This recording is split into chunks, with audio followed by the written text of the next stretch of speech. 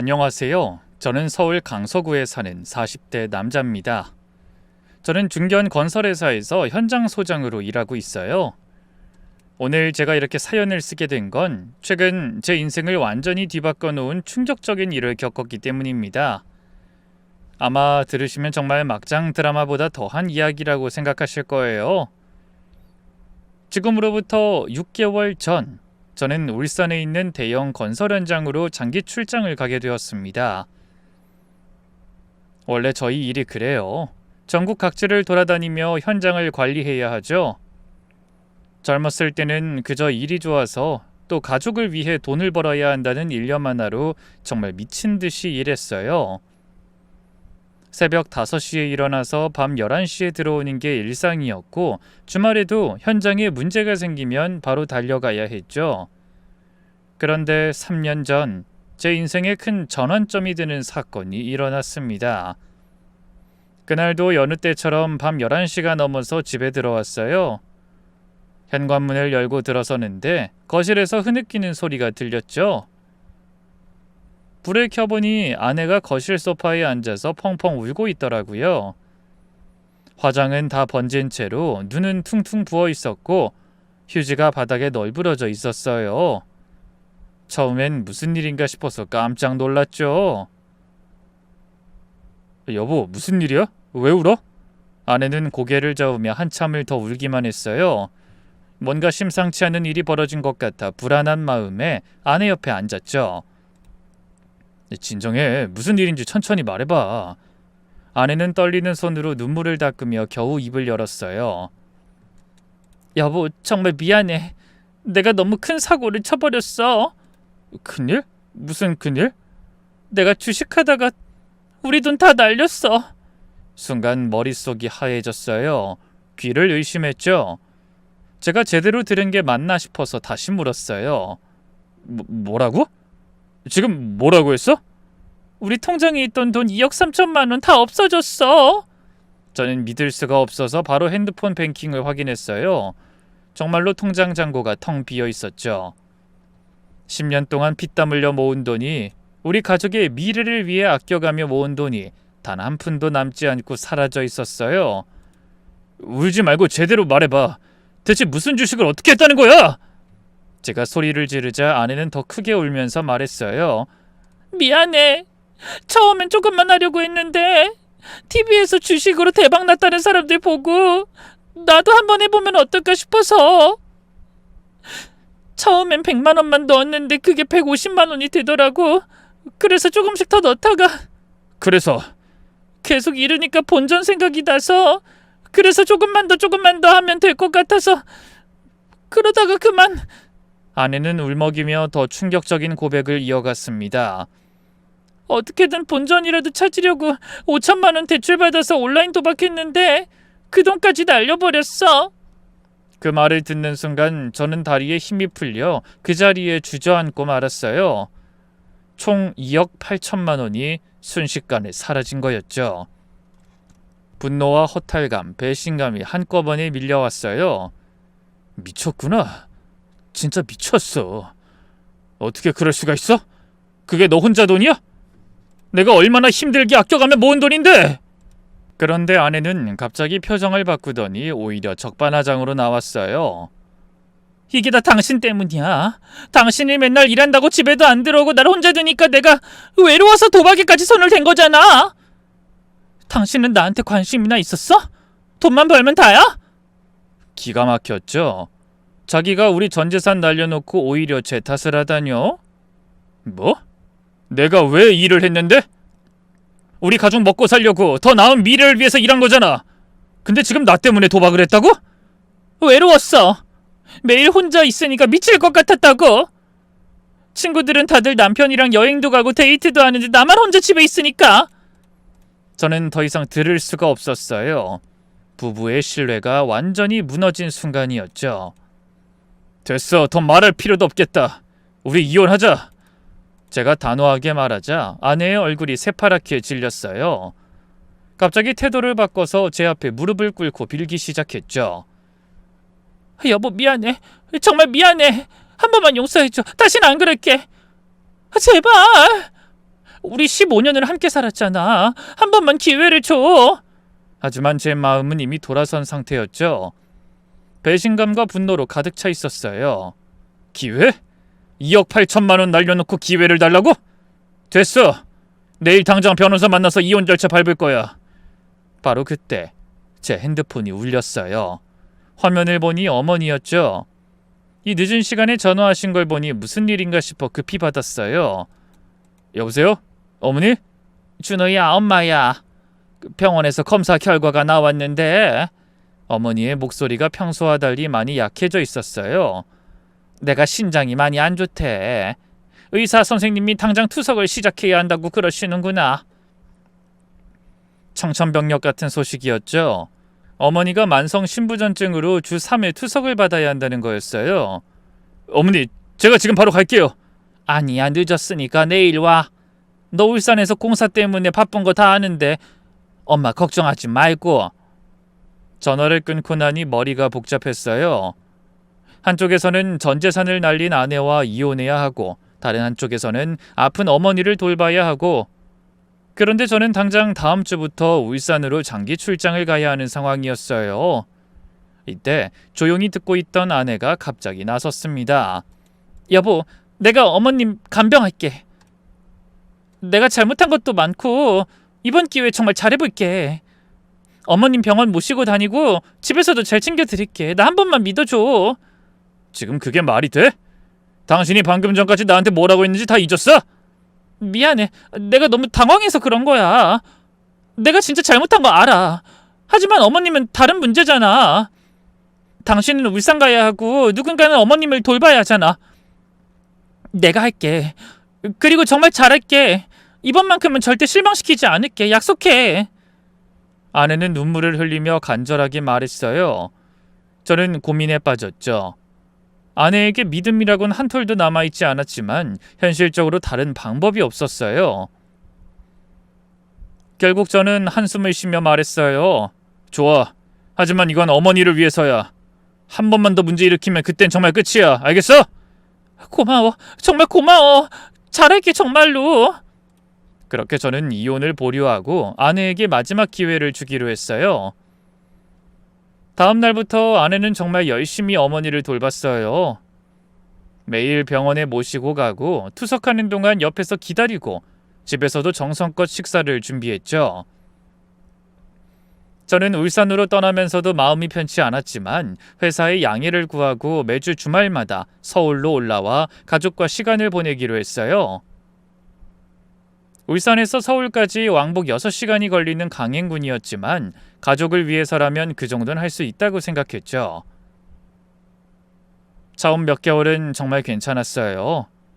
금요일 저녁에 울산에서 출발해서 밤 늦게 서울에 도착하면 아내가 따뜻한 밥을 차려놓고 기다리고 있었고, 토요일에는 어머니 병원에 함께 가서 진료를 받았죠. 어머니도 며느리가 잘 돌봐준다며 고마워하셨고, 저도 아내가 정말 변한 것 같아 조금씩 마음을 열기 시작했어요. 사람은 실수할 수 있고 진심으로 반성한다면 한 번쯤은 용서해 줄 수 있지 않을까 하는 생각도 들었죠. 그런데 3개월쯤 지났을 때부터 아내가 슬슬 본색을 드러내기 시작했습니다. 여보, 나 요즘 어머님 간병하느라 너무 힘들어. 스트레스도 많이 받고. 운동이라도 좀 하면서 스트레스 풀고 싶어. 그래, 그럼 요 앞에 동네 헬스장이라도 다녀. 그게 사실 내 친구가 강남에 있는 헬스장 다니는데 거기가 시설도 좋고 프로그램도 다양하대. 여보, 나 거기 다니면 안 될까? 강남? 아니 무슨 그 먼 데까지 가서 운동을 해. 우리 집 앞에도 헬스장 있잖아. 거긴 시설이 너무 낡았어. 그리고 강남 가는 김에 친구들도 만나고. 나 요즘 어머님 간병하느라 친구들도 못 만났잖아. 그리고 나 PT도 받고 싶어. PT? 얼만데? 얼마 안 비싸. 월 200만 원 정도? 뭐? 200만 원? 비싸긴 한데 진짜 좋은 트레이너한테 배우는 거야. 그리고 주 5회 수업이라 사실 그렇게 비싼 것도 아니고. 저는 고민했지만 아내가 그동안 어머니 간병을 열심히 했던 것도 사실이기에 결국 허락했어요. 운동을 다니기 시작한 뒤 아내는 확실히 표정도 밝아지고 활력도 생긴 것 같았죠. 저도 그런 아내를 보니 기분이 좋았어요. 그런데 또 한 달이 지나고 아내는 또 다른 요상한 요구를 하기 시작했습니다. 여보, 나 어제 고등학교 동창회 갔다 왔어. 그래? 재밌었어? 근데 사실 좀 창피했어. 친구들이 다 명품백 들고 왔더라. 나만 거적대기 같은 가방 들고 가니까 좀 속상하더라고. 저는 한숨을 쉬며 아내에게 이렇게 말했습니다. 여보, 우리가 돈이 많은 것도 아니고 빚도 아직 다 못 갚았잖아. 무슨 명품 타령이야. 알아. 근데 정말 나도 명품 가방 하나만 있었으면 좋겠어. 나 이번 생일 선물로 예쁜 가방 하나만 사줘. 그런 비싼 가방이 꼭 필요해? 여보, 나도 여자야. 친구들 만날 때 초라해 보이기 싫단 말이야. 그리고 내가 요즘 어머님 간병 얼마나 열심히 하는지 알잖아. 병원도 매번 내가 모시고 가고 밥도 다 해드리고. 여보, 내 평생 소원이야. 하나만 사주면 정말 아껴서 평생 들고 다닐게. 응? 결국 저는 아내의 생일 선물로 비싼 명품백을 사주기로 했습니다.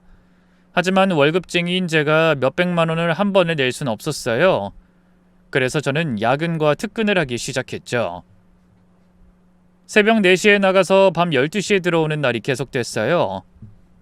그렇게 6개월이 흘렀고 드디어 아내가 원하던 샤넬백을 살 수 있게 됐죠. 이제 며칠 뒤면 아내의 생일이었고 저는 아내의 생일 전날 서울에 올라가 깜짝 선물을 줄 생각이었어요. 그런데 때마침 발주처의 자금 사정으로 공사가 일주일간 정지되었고 저는 뜻하지 않게 일주일의 휴가를 갖게 되었답니다.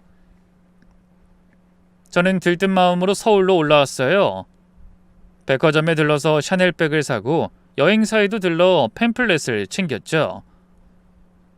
아내가 늘 가고 싶다고 했던 동남아 여행을 이참에 가봐도 좋겠다는 생각이 들었거든요. 그렇게 기분 좋게 집에 왔는데 아파트 입구에 도착한 순간 이상한 광경이 보이더군요. 글쎄, 주차장에 있어야 할 제 차가 움직이고 있는 것 아니겠어요? 뭐지? 아내는 운전 못하는데? 저는 얼른 제 차로 다가갔습니다. 그런데 운전석에 앉은 사람은 낯익은 젊은 남자였어요. 자세히 보니 아내의 조카 민재더군요. 민재는 저를 보더니 화들짝 놀라서 차에서 내렸어요. 이모부, 어떻게... 민재야, 뭐야? 네가 왜 내 차를 운전하고 있어? 민재는 당황해서 말을 더듬었어요. 전 그냥 이모가 시킨 대로 했을 뿐이에요. 뭐? 이모가 시켰다고? 무슨 말이야? 그 순간 제 가슴이 철렁 내려앉았어요. 뭔가 심상치 않은 일이 벌어지고 있다는 예감이 들었거든요. 민재는 제 앞에서 안절부절 못하며 계속 핸드폰만 만지작거렸어요. 뭔가 급하게 연락을 취하려는 것 같았죠. 민재야, 핸드폰 그만 만지고 나한테 제대로 설명해. 이모가 뭘 시켰다는 거야? 이모부, 저 정말 죄송해요. 저도 이렇게 될 줄은 몰랐어요. 뭐가 이렇게 될 줄 몰랐다는 거야? 똑바로 말해. 민재는 대답을 못하고 계속 시선을 피했어요. 저는 답답한 마음에 제가 민재의 핸드폰을 가리키며 말했죠. 너 핸드폰 카톡 보여줘. 이모랑 주고받은 대화 봐봐. 네? 이모부, 그건 좀... 보여줘! 지금 당장! 제 기세에 눌린 민재는 결국 핸드폰을 꺼내 카톡을 보여줬어요. 그리고 저는 거기서 충격적인 대화를 보게 됐죠. 민재야, 이모 공항에 좀 데려다줘. 공항이요? 어디 가시는데요? 제주도. 이모 남자친구랑 여행 가기로 했어. 네? 남자친구요? 아니 이모, 그건 좀 아니잖아요. 왜? 친구랑 여행도 못 가? 나도 좀 쉬고 싶다고. 그리고 혹시나 해서 말하는 건데 이모가 이런 부탁한 거 이모부는 모르게 해야 해. 알았지? 이모가 너 갖고 싶다던 아이폰 사줄게. 저는 카톡을 읽으면서 손이 떨리기 시작했어요. 분노인지 배신감인지 모를 감정이 치밀어 올랐죠. 민재야, 솔직하게 말해. 언제부터 이랬어? 이 남자친구는 또 누구고? 너 아는 대로 싹 다 말해. 그러자 민재는 한숨을 푹 쉬더니 마지못해 털어놓기 시작했어요. 그 이모 다니는 헬스장 있잖아요. 거기 트레이너인 것 같더라고요. 한 달 전부터인가? 갑자기 이모부가 차를 안 쓰고 있으니까 아깝다고 하면서, 그리고 제가 취업 준비한다고 하니까 용돈도 필요할 거라고 그러면서 자꾸 태워달라고 해서 저도 알게 된 거예요. 뭐? 헬스 트레이너? 하, 진짜 어이가 없네. 이 여자가 정신이 나갔나? 그리고 용돈 얘긴 또 뭐야? 이모가 얼마나 줬는데?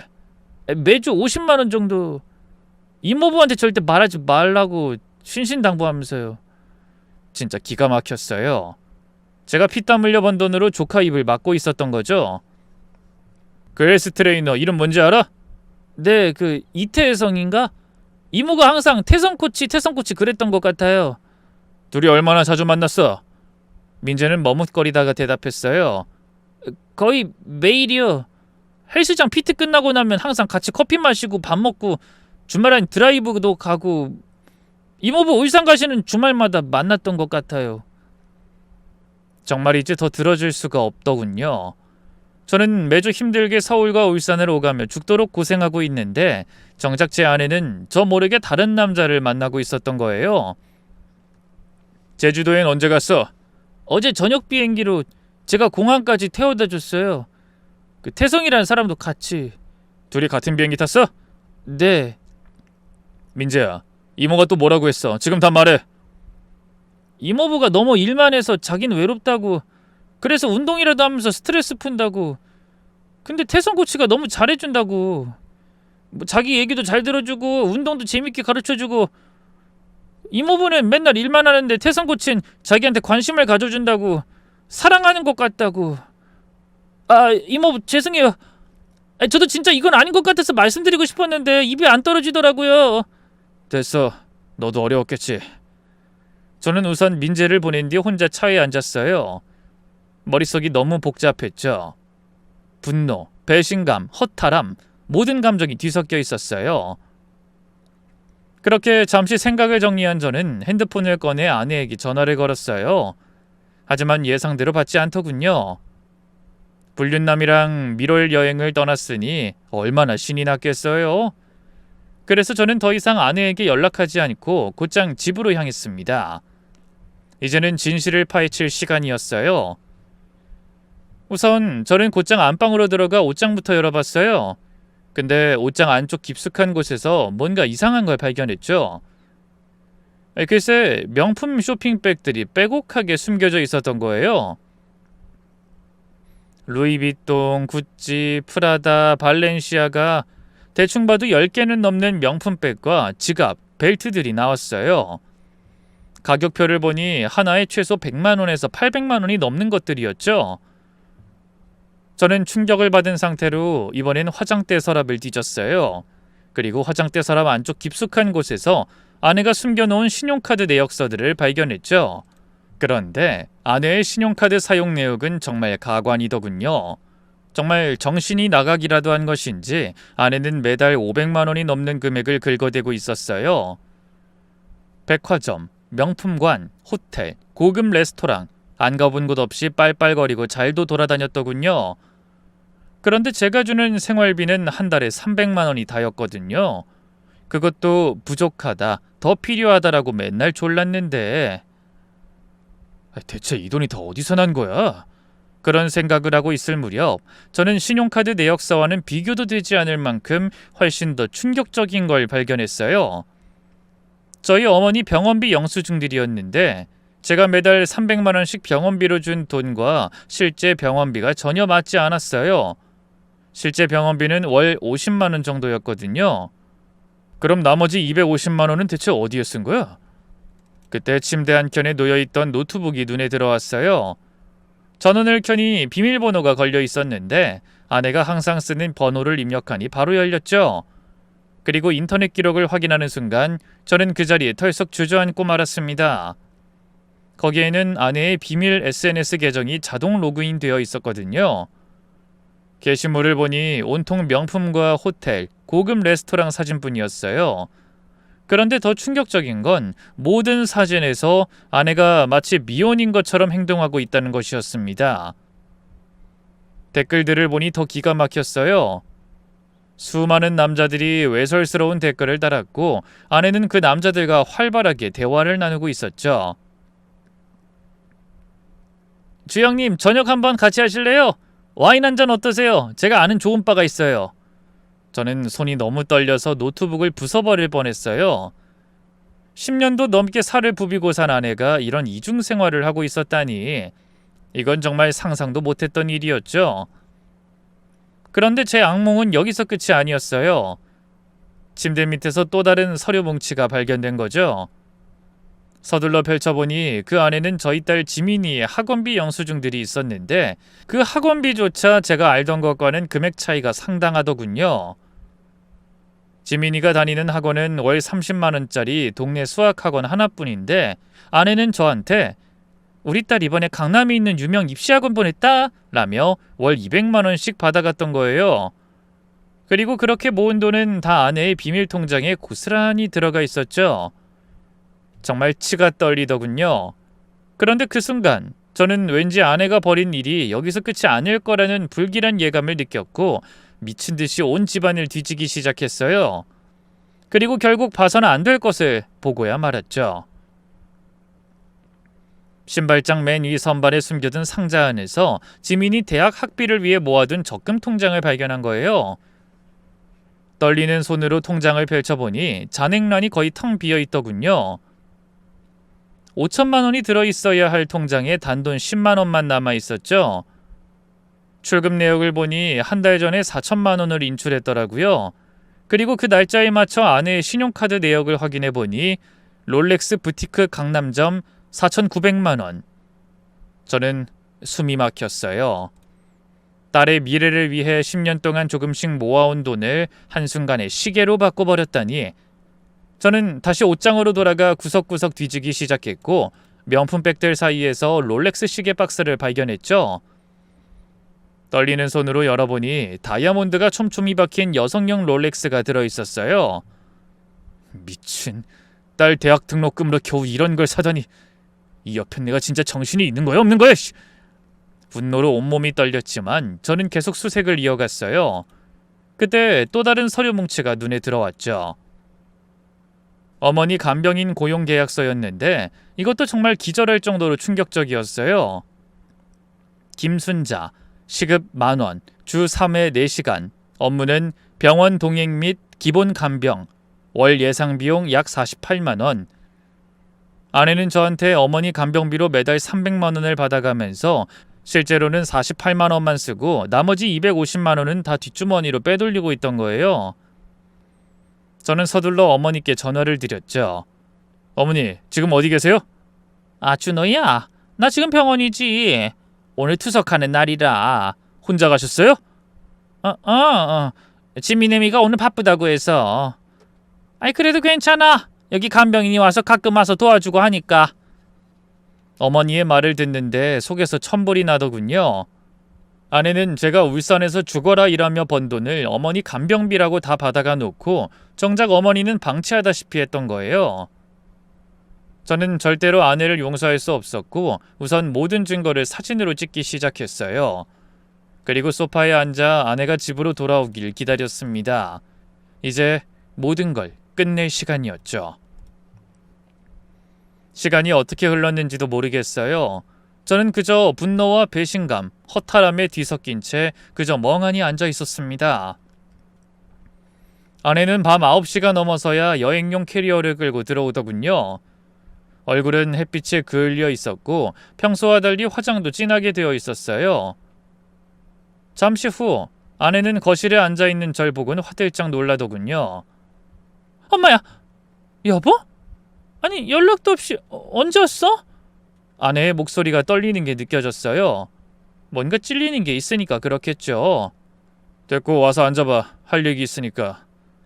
제 차가운 목소리에 아내는 더욱 불안해하며 캐리어를 현관에 놓고 조심스럽게 다가왔어요. 무슨 일이야? 갑자기 휴가라도 나온 거야? 앉아. 아내는 망설이다가 소파에 앉았어요. 평소와 달리 저와 거리를 두고 앉더군요. 제주도 여행 재밌었어? 순간 아내의 얼굴이 굳어지더군요. 동공이 흔들리는 게 보였죠?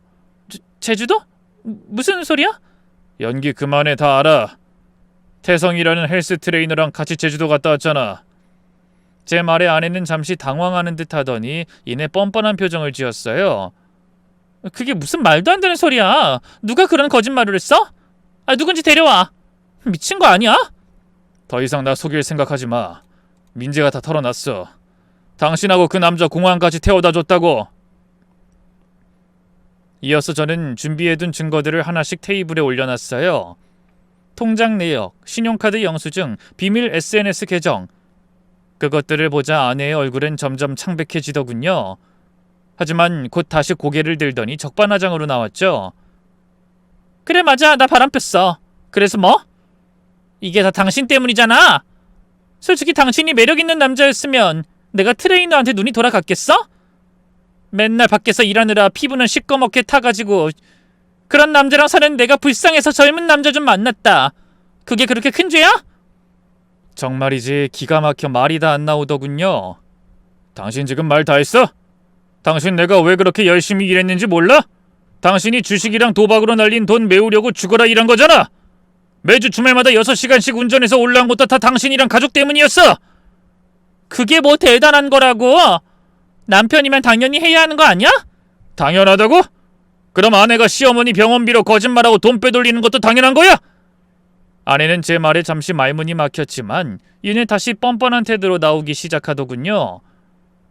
너무 힘드니까 그랬지? 당신이 시어머니 병수 바라는 게 얼마나 힘든 일인지 알기나 해? 당신은 나 같은 여자 만난 거 고마워해야 돼. 알기나 알아? 아내는 자기가 저지른 짓은 생각도 안 하고 오히려 큰 소리를 치더군요. 뭐? 고마워해야 한다고? 그래! 나 아니었으면 당신 어머니 누가 돌봤겠어? 당신은 맨날 울산에 가 있고 나 혼자 그 힘든 일 다 했다고. 그래서 매달 1,000만 원씩 쓰면서도 생활비 더 달라고 했던 거야? 딸 학원비라고 거짓말하고 돈 빼간 것도? 심지어 당신 지민이 대학 등록금까지 손댔잖아! 그 돈으로 롤렉스 시계 샀더라? 아내의 얼굴이 순간 하얗게 질렸어요. 제가 모든 걸 알고 있다는 사실에 당황한 거죠. 어떻게... 그건 대체 어떻게 알았어? 다 찾아봤어. 당신이 숨겨둔 명품들, 비밀 통장 하나도 빠짐없이 전부 다! 제 목소리가 점점 커지자 아내도 지지 않고 소리를 질렀어요. 아 그래, 내가 좀 썼으면 어때? 나도 살면서 좋은 것 좀 갖고 싶었어. 그게 그렇게 큰 죄야? 좀? 1억이 넘는 돈을 빼돌려놓고 그게 좀이야? 그리고 태성이란 놈이랑 제주도 여행은? 그것도 시어머니 병수발이 힘들어서 간 거야? 바로 그때 현관문이 열리는 소리가 났어요. 지민이가 학원에서 돌아온 거였죠. 아내와 저는 얼른 입을 다물었습니다. 하지만 지민이는 저희가 싸우던 중이었다는 것을 대번에 눈치채더군요. 무슨 일이에요? 엄마 아빠 왜 싸워요? 아내가 급히 일어나며 말했어요. 아니야, 아무것도 아니야. 지민아, 얼른 방에 들어가 있어. 숙제해야지. 엄마, 저 이제 중학생이에요. 무슨 일인지 말해주세요. 지민이는 단호한 표정으로 우리를 번갈아 봤어요. 그러더니 지민이는 깊은 한숨을 쉬며 이렇게 말했습니다. 혹시 엄마 때문이에요? 그 말에 저와 아내 둘 다 놀랐어요. 지민아, 무슨 말이야? 아빠 저 다 알아요. 엄마가 다른 남자 만나는 거. 순간 거실에 정적이 흘렀어요. 아내의 얼굴은 사색이 됐죠. 지민아, 지금 무슨 소리를 하는 거야? 엄마 더 이상 거짓말하지 마세요. 저 다 봤어요. 지민이는 눈물을 글썽이며 말을 이어갔어요. 2달 전에 학원 일찍 끝나서 집에 왔는데 엄마가 어떤 아저씨랑 거실에서 허리 안고 있었잖아요. 그리고 저 엄마가 그 아저씨한테 여보라고 부르는 것도 들었어요. 우리 아빠는 울산에 있는데. 그 말을 듣는데 정말 주먹이 부들부들 떨릴 정도로 화가 나더군요. 우리 집에서, 그것도 지민이가 있을 수 있는 시간에 외간 남자를 끌어들이다니 대체 애엄마가 맞긴 한 걸까요? 그 와중에도 지민이의 폭로는 계속되었는데 정말 들으면 들을수록 가관인 이야기들이었죠. 저 엄마가 아빠 욕하면서 다른 아저씨랑 전화하는 것도 많이 들었어요. 그 바보가 또 돈을 보냈네. 호구 같은 인간 이런 말 하면서 웃었잖아요. 그리고 엄마가 나보고 아빠한테 학원 더 다닌다고 거짓말하라고 시켰어요. 학원비 더 받으려고. 저 그거 정말 싫었어요. 아빠한테 거짓말하는 거. 그리고 지민이는 더 충격적인 말을 했어요. 저는 엄마 아빠가 이혼하는 것만은 막고 싶어서 계속 참았어요. 엄마가 다른 아저씨 만난다는 것도 모른 척했고요. 친구들한테도 우리 가족이 행복하다고 거짓말했어요. 하지만 엄마가 할머니한테까지 나쁘게 하는 건 못 참겠어요. 할머니가 그렇게 아프신데도 제대로 돌봐주지 않고. 무슨 소리야, 지민아? 아빠, 사실 엄마가 할머니 약을 제때 안 줘서 할머니가 응급실에 실려간 적 있어요. 2달 전쯤이에요. 그때 제가 학교 조퇴하고 와서 할머니가 거실에 쓰러져 계시는 걸 발견했어요. 저는 충격으로 말을 잇지 못했어요. 병원에서 의사 선생님이 그러셨어요. 투석 환자는 약을 제때 먹어야 하는데 약을 안 드셔서 위험했다고. 조금만 늦었으면 큰일 날 뻔했다고. 말도 안 돼. 근데 왜 아무도 나한테 말 안 했어? 할머니가 그러지 말라고 하셨어요. 엄마가 자꾸 병원비 타령하니까 미안해서. 애비한테 걱정 끼치고 싶지 않다고 하시면서 비밀로 해달라고. 저는 주먹을 꽉 쥐었어요. 어머니는 그런 일을 겪으셨는데도 저를 위해 참으신 거예요. 그리고 엄마 할머니 밥도 제대로 안 챙겨드렸잖아요. 맨날 김치에다가 밥만 차려드리고. 내가 할머니 과일이랑 고기 좀 사드리자고 하면 돈 아껴야 한다고 했으면서 엄마 맨날 비싼 거 사 먹었잖아요. 지민이는 이제 흐느끼며 말했어요.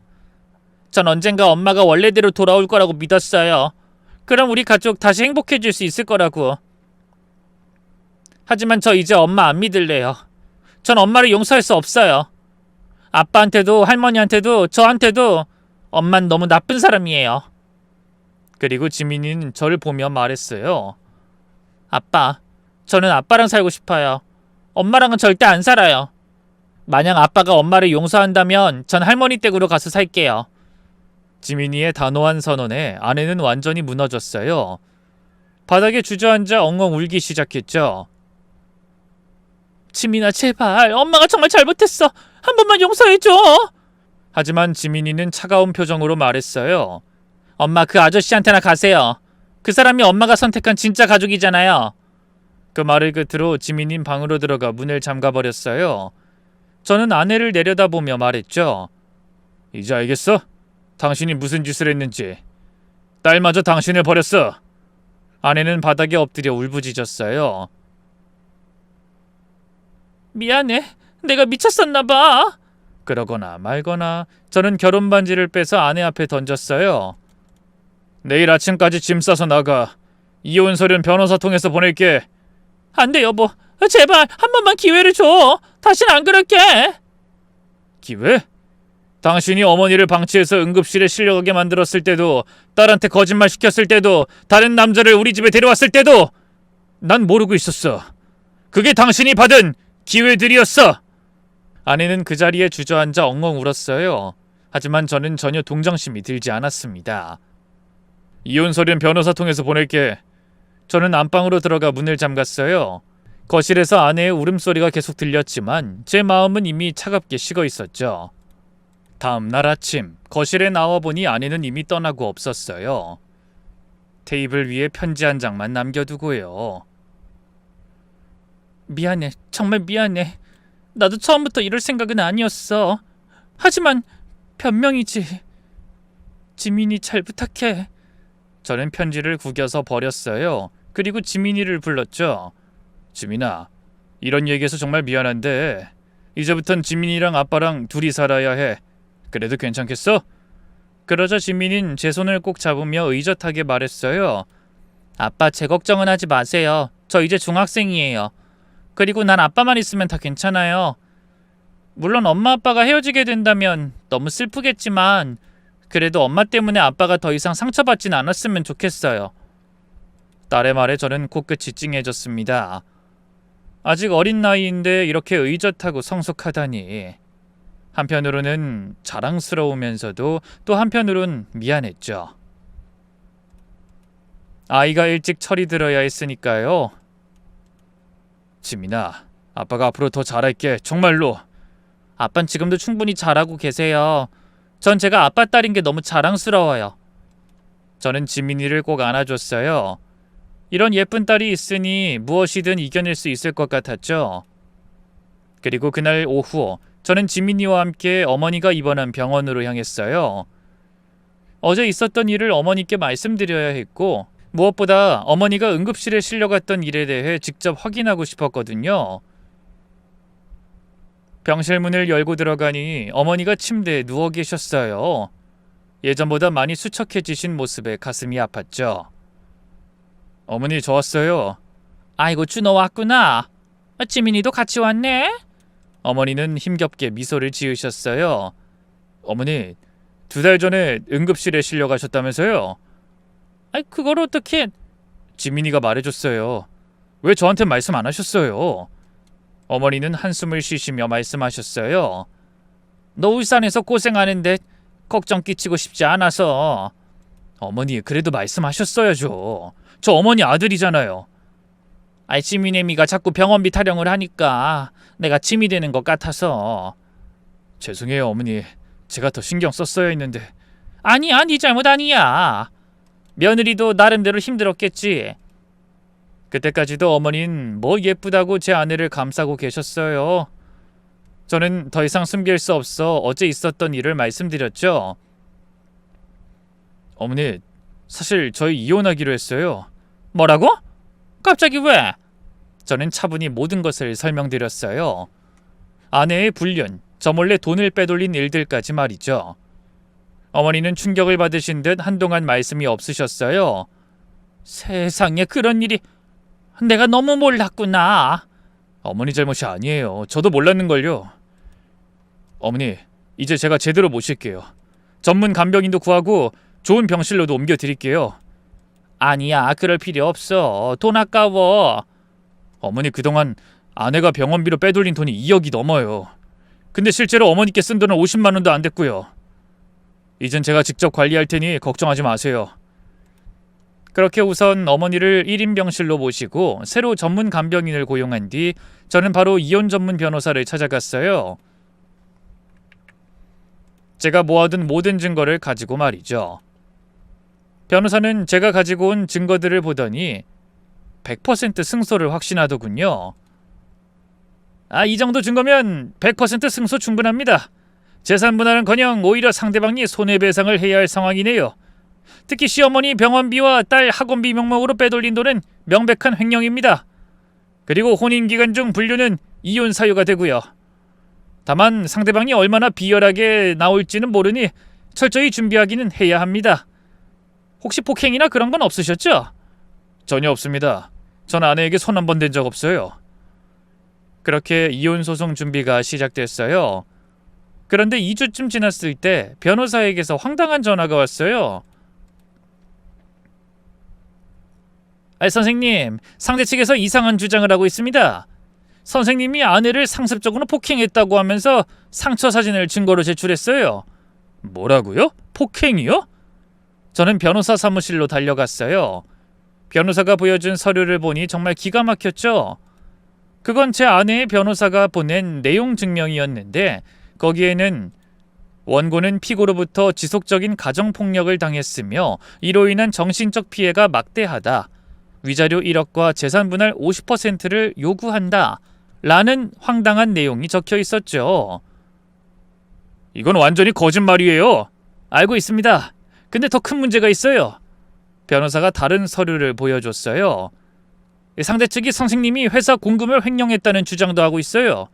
울산 현장에서 건설 자재를 빼돌려 팔았다고. 뭐라고요?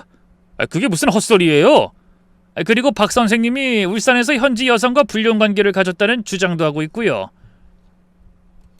저는 분노로 온몸이 떨렸어요. 자기가 저지른 짓을 오히려 제게 뒤집어 씌우려고 하다니. 집에서 쫓겨나던 날 그렇게 울며불며 제게 사과를 할 땐 언제고 이제 와서 이렇게 뒤통수를 치다니요? 정말 치가 떨릴 지경이었죠. 그러나 변호사는 오히려 이건 저에게 유리한 일이라며 아내를 무고죄로 고소해버리자고 하더군요. 걱정 마세요. 이런 무고죄는 오히려 상대방에게 불리하게 작용할 겁니다. 대신 우리도 더 철저히 준비해야 해요. 그런데 다음 날 정말 충격적인 일이 벌어졌어요. 아침 9시쯤 회사에서 일하고 있는데 갑자기 회사 경리가 헐레벌떡 뛰어왔죠. 박 소장님, 지금 경찰 왔는데요. 소장님을 찾고 있어요. 뭐? 경찰이? 영문도 모른 채 1층 로비로 내려가니 정말로 경찰 2명이 서 있었어요. 박준호 씨 맞으십니까? 네, 제가 박준호인데요. 무슨 일이시죠? 회사 공금 횡령 혐의로 조사가 필요해서 왔습니다. 누군가 투서를 했더군요. 순간 머릿속이 하얘졌어요. 회사 공금 횡령이라니? 저는 하늘에 맹세코 그런 짓을 해본 적이 없었습니다. 그게 무슨 말씀이세요? 횡령이라뇨? 전 그런 적이 없는데요. 일단 서희 가서 조사를 받으셔야 할 것 같습니다. 그때 저희 현장 총책임님이 나타났어요. 잠깐 무슨 일입니까? 우리 박 소장이 횡령이라니 그게 말이 됩니까? 책임님은 경찰과 제 사이를 가로막고 서셔서는 든든하게 제 편을 들어주셨죠. 그러자 경찰이 투서 내용을 보여줬는데 거기엔 제가 울산 현장에서 건설 자재를 빼돌려 팔았다는 내용이 적혀 있었죠. 심지어 구체적인 날짜와 금액까지 말입니다. 그 순간 지금 이 모든 일을 꾸민 게 제 아내라는 것을 직감했습니다. 아무 죄 없는 제게 이 정도의 악의를 가지고 모함을 할 수 있는 사람은 이 세상에 제 아내뿐이었으니까요. 다행히 책임님은 경찰을 향해 단호하게 말씀하셨어요. 이건 말도 안 되는 소리입니다. 박 소장은 우리 회사에서 가장 신뢰하는 직원이에요. 그러면서 책임님은 회사 법무팀으로 호출했고 즉시 모든 장부와 거래 내역을 확인한 결과 당연히 아무 문제가 없었죠. 오히려 경찰 조사 과정에서 투서를 한 사람이 제 아내라는 사실이 밝혀졌어요. 이런 허위 신고는 무고죄에 해당합니다. 고소하시겠습니까? 네, 고소하겠습니다. 그렇게 서로 고소가 오가던 어느 날 드디어 재판이 시작됐어요. 법원 앞에서 아내를 만났는데 아내는 일부러 검은 옷을 입고 화장도 하지 않은 초췌한 모습을 하고 왔더군요. 아마도 불쌍해 보이기 위한 작전 같았죠. 눈물바람으로 집에서 쫓겨날 땐 언제고 대체 돈이 뭐라고 이런 사기까지 치는 것인지 참 사람이 없어 보였죠. 잠시 후 재판정에 들어서자 아내 측 변호사가 먼저 공격을 시작했어요.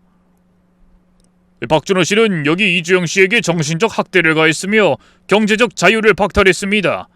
이에 저희는 박준호 씨가 이주영 씨에게 위자료로 1억을 지급할 것을 요청합니다. 판사가 절 바라봤어요. 순간 식은땀이 흘렀죠. 하지만 제 변호사는 여유롭게 일어나더니 자신감 넘치는 태도로 저를 변호하기 시작했습니다. 재판장님, 여기 이주영 씨의 신용카드 사용 내역이 있습니다.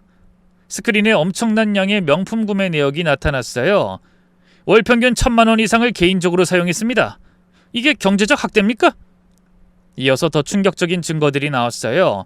또한 이주영 씨는 박준호 씨가 회사 공금을 횡령했다고 허위 신고했습니다.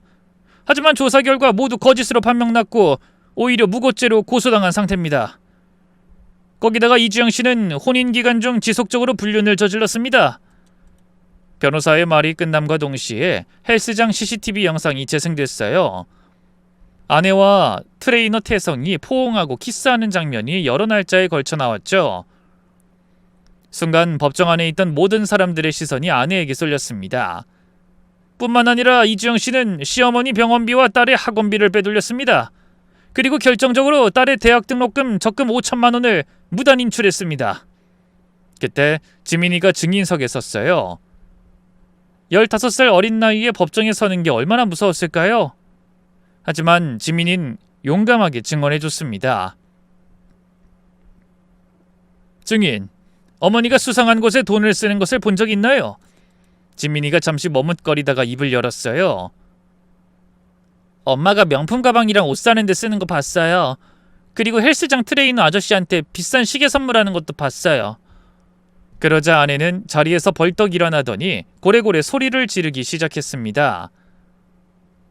거짓말이야. 지민아, 너 엄마한테 왜 이래? 거짓말 아니에요. 엄마가 할머니 약도 제대로 안 줘서 할머니 응급실 가신 것도 사실이고 엄마가 아빠 욕하면서 다른 아저씨랑 전화한 것도 다 들었어요. 지민이의 증언이 이어지자 법정 분위기는 완전히 뒤집혔어요.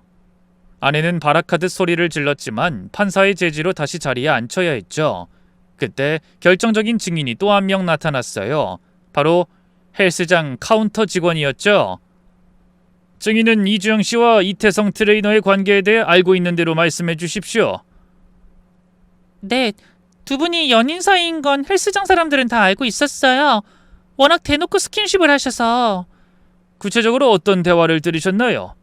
그러자 그 직원은 준비해온 녹음 파일을 재생했어요. 아내의 목소리가 선명하게 들렸죠. 우리 남편? 그냥 돈줄이야.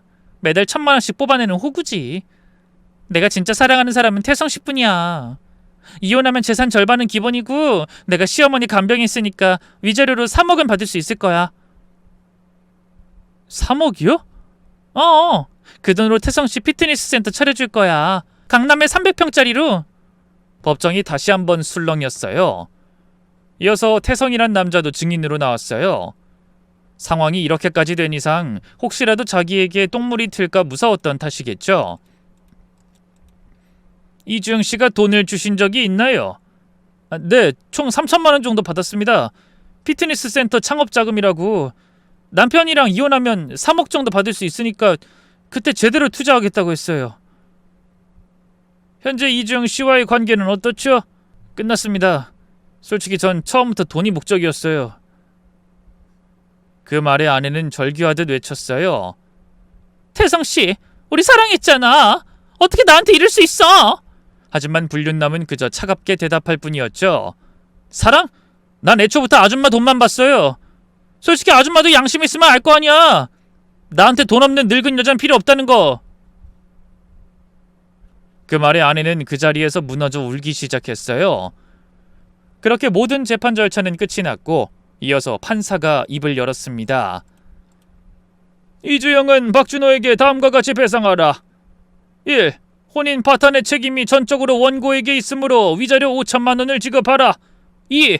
그동안 박준호에게서 훔친 시어머니 병원비 및 딸 학원비 2억 원을 반환하라. 3. 무단 인출한 딸의 대학 등록금 5천만 원을 즉시 반환하라. 4. 명예훼손 및 무고죄에 대한 손해배상금 3천만 원을 지급하라. 총 3억 3천만 원의 배상 판결이 났어요. 아내는 믿을 수 없다는 표정으로 판사를 쳐다보고 있을 뿐이었죠. 하지만 아내의 몰락은 여기서 끝이 아니었습니다. 아내의 형사재판도 이어졌거든요. 무고죄 명예훼손으로 아내는 결국 징역 6개월을 선고받았습니다. 아내는 즉시 집행유예를 신청했지만 죄질이 나빠 기각됐죠. 그리고 정확히 8개월 후 퇴근하고 집으로 가는데 아파트 입구에 누군가 서 있었어요. 가까이 가보니 아내였죠. 아내는 짧은 사이 완전히 다른 사람이 되어 있었어요. 허름한 옷에 부스스한 머리까지 거지가 따로 없었죠. 여보, 나 정말 갈 곳이 없어. 제발 한 번만 나 좀 봐주면 안 될까? 그게 안 되면 나 지민이라도 한 번만 보게 해줘. 제발. 지민이가 당신을 보고 싶어 할 것 같아? 다른 남자와 바람난 엄마를? 그러자 아내는 그 자리에 주저앉아 울기 시작했어요. 미안해 여보, 내가 다 잘못했어. 하지만 전 아내에게서 마음이 떠난 지 오래였습니다. 여기서 계속 이러면 경찰 부를 거야. 그리고 접근 금지 명령 신청할 거니까 다신 나 찾아오지 마. 그 말을 끝으로 저는 아파트로 들어갔어요. 그런데 며칠 후 아내가 저를 또 찾아왔더군요. 이번엔 새벽 2시에 초인종을 눌렀죠. 여보, 나 좀 도와줘. 진짜 죽을 것 같아. 저는 인터폰으로만 대답했어요. 난 당신 누군지 몰라요. 경찰에 신고했으니까 5분 안에 썩 꺼지세요. 제발 1,000만 원만, 아니 100만 원만 빌려줘. 나 정말 며칠째 굶었어. 네, 참 안 되셨네요. 어디 무료 급식소라도 가보시고 전 찾아오지 마세요. 저는 그렇게 아내를 개무시했고 결국 경찰이 와서 아내를 끌고 가버리더군요. 멀리서 아내의 울부짖음이 들렸지만 저는 눈도 깜빡하지 않았습니다. 그건 다 자업자득, 인과응보였으니까요. 반면에 저는 요즘 딸아이와 함께 행복한 시간들을 보내고 있답니다. 또 저희 어머니도 이제는 어느 정도 건강을 회복하셨어요. 제대로 된 간병인이 정성껏 돌봐드리니 상태가 많이 좋아지셨죠. 그렇게 1년이 지난 후 저는 회사에서 한 차례 승진을 했습니다. 한 차례 폭풍과도 같았던 큰 일을 치르고도 회사 생활을 묵묵히 하는 점을 윗분들께서 높이 사주신 것 같더라고요. 반면에 제 아내는 친정에서도 버림받고 요즘은 쉼터를 전전하며 살고 있다고 가끔 일용직으로 일한다고 하더군요. 어느 날 변호사에게서 연락이 왔는데 제 아내가 개인 회생을 신청했다면서 제게 갚아야 하는 돈을 탕감해달라는 요청을 했다더군요. 변호사는 제게 이에 대해 동의할 것인지 물었고 저는 잠시 고민에 빠졌습니다. 분명 제게 큰 상처를 입혔고 괘씸한 사람이긴 하지만 동시에 더 이상 미워할 가치도 없는 사람이었죠. 그래서 저는 이렇게 대답했습니다. 네, 동의합니다. 이젠 정말 다 깨끗하게 끝내고 싶네요. 그렇게 제 결혼 생활은 정말로 완전히 끝이 났습니다. 지금 돌이켜서 생각해보면 어쩌면 아내는 처음부터 저를 사랑한 적이 없었던 것 같아요. 아내에게 있어 저는 그저 편하게 등골을 빨아먹을 수 있는 숙주였을 뿐이었겠죠. 지난 시간 아내 때문에 정말 힘들고 스트레스도 많이 받았지만 그래도 덕분에 깨달은 것이 하나 있어요. 그건 바로 진짜 가족이란 무엇인가, 또 진짜 사랑이 무엇인가 하는 것이었죠. 진심으로 서로를 아끼는 마음, 그게 진짜 행복이라는 걸 저는 요즘 절실히 깨닫고 있답니다. 지금 저는 지민이 그리고 어머니와 함께 소박하지만 행복하게 살고 있어요. 가끔 과거를 돌아보면 아찔하지만 후회는 없어요. 그 아픔이 있었기에 지금의 행복을 더 소중하게 여길 수 있으니까요. 제 이야기가 누군가에게 교훈이 되길 바라며 저는 이만 마치겠습니다. 감사합니다. 좋은 하루 되세요.